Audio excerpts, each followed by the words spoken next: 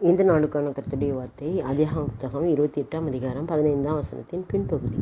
நான் உனக்கு சொன்னதை செய்யும் அளவும் உன்னை கைவிடுவதில்லை என்றார்.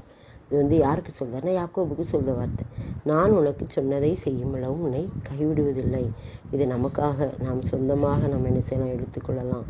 சில நேரங்களில் நாம் கைவிடப்பட்டவர் போல கலங்கி நிற்கிற நேரங்களில், நமக்கு ஒன்றுமே சாதகமாக இல்லாத நேரங்களில் ஆண்டவருடைய இந்த வார்த்தை நம்மை தேற்றும்.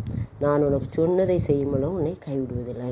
அப்போ என்ன சொல்லியிருக்காரு அப்படின்னு நம்ம கடந்த வருடங்களில் கர்த்தர் நம்மோடு பேசின அந்த வேத வசனங்களின் வாக்குத்தத்தங்களை நினைவு கூர்ந்து கர்த்தர் நம்மோடு இதை பேசியிருக்காரு அப்படின்னு சொல்லி இந்த வார்த்தையின்படி நம்ம நடத்துவார். நான் உனக்கு சொன்னதை செய்யும்பளும் உன்னை கைவிடுவதில்லை. நமக்கு என்ன சொன்னார் அப்படின்னு நம்ம யோசித்து பார்க்கணும், ஆராய்ந்து பார்க்கணும், திருப்பி பார்க்கணும்.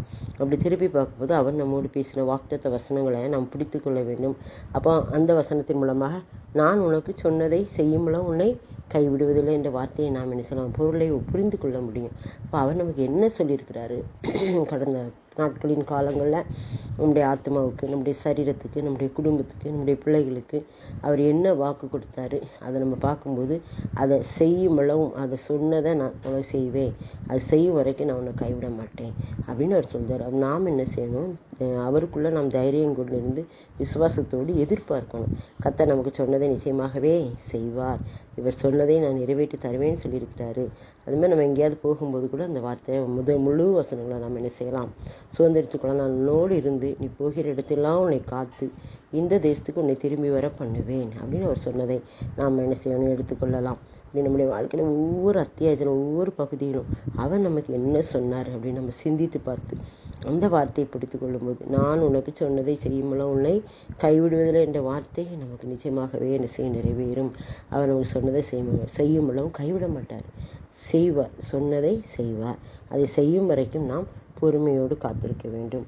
பொறுமை தான் ரொம்ப தேவை. இந்த நேரத்தில் ஆண்டவர் சொல்றார், காத்திரு காத்திரு காத்திரு அப்படின்னு நிறைய இடங்களில் சொல்றாரு. கழுகை போல காத்திரு அப்படிங்கிற, கழுகை போல நீ முழு முட்டையாயிட்டா கூட காத்திரு.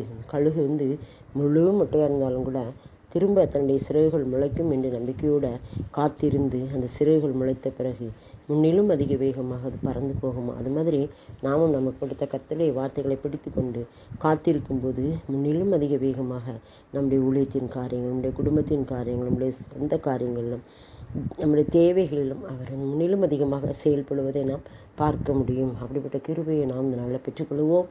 நான் உனக்கு சொன்னதை செய்யும் அளவும் உன்னை கைவிடுவதில்லை என்றார். சொன்னதை செய்யும் அளவும் கைவிடவே மாட்டார்.